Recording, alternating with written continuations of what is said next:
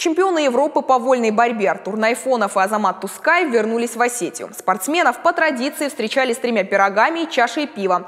Чемпионат в Риме показал высокий уровень вольников. Сборная России заняла первое общекомандное место, завоевав 5 золотых, 2 серебряные и 1 бронзовую медали. Триумфатором в аэропорту встречали и мои коллеги. Поздравляю с дебютом Азамата Тускаева на взрослой Европе. И нашу команду с первой золотой медалью. К этой победе Азамат Тускаев шел долго и целенаправленно. Это первое золото в копилке воспитанника Остинской школы борьбы. До этого было серебро Кубка мира. И только ступив на родную землю, понимаешь масштаб соревнований, ответственность и цену награде.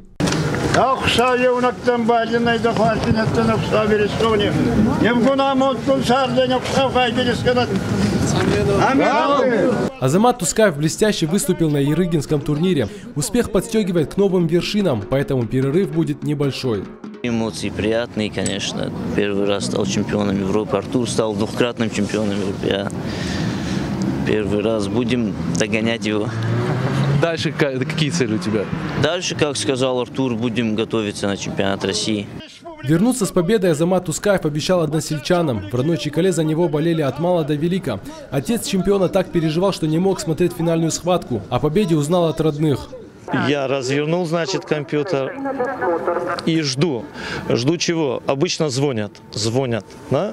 Если не позвонят, то значит не так, как хотелось бы. Прошло 6 минут, 7, 8 и потом звонок. Я смотрю, звонок. Я когда голос его услышал, радостный, вот это все. Я понял, что он выиграл. Да, радость была, такой радости, это необъяснимо. А вот для Артура Найфонова это уже 2-я золотая медаль чемпионата Европы. Короткий перерыв и начнет подготовку к чемпионату России. В целом турнир прошел хорошо. Доволен? Доволен, да. Есть над чем работать, конечно. Приехали с золотыми медалями, значит, работа удалась. И идем дальше. 2 золотые медали, да еще в олимпийских весовых категориях – повод для гордости министра спорта республики Алана Хугаева.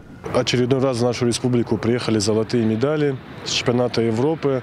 Как мы знаем, все это олимпийский год, это очень важный год для нас. И начало этого года у нас поставлено. Сегодня ребята доказали, что они конкурентоспособны на именно олимпийское место в сборной команде России. Чемпионат Европы проходил с 10 по 16 февраля в Риме. Сборная России завоевала 5 золотых медалей и стала первой в общекомандном зачете. Хетак Плиев, Игорь Войцеховский. Новости Осетии.